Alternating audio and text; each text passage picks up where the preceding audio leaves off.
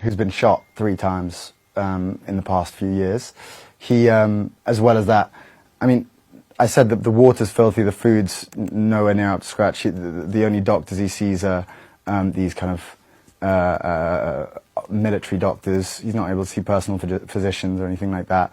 And then also, yeah, what I said about daylight. I mean, he's inside a cell for 23 hours. I think he gets max an hour, if that. I think he was getting around 20 minutes recently. So the conditions are awful. They're not bad. They're awful. It's yeah, it's been described as a death cell, the cell that he's in, because I think inmates who have been put on death row have been put in these small cells before with barely any light. Sometimes the electricity's been cut off. Dirty water, as Carson was saying, and just completely substandard conditions that don't meet international law for any sort of prisoner.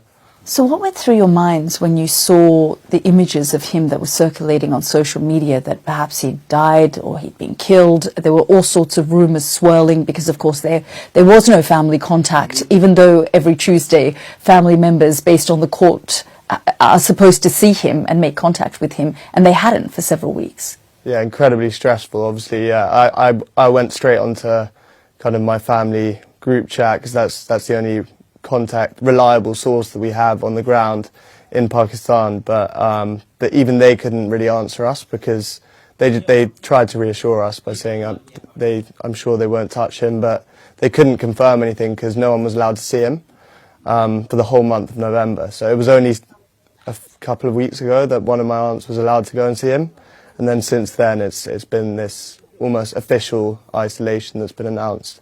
So, and I mean, for us, it's like, I always say, like, we kind of compartmentalize quite effectively, because you have to do that if you can't constantly think that your father's in a solitary confinement cell getting tortured.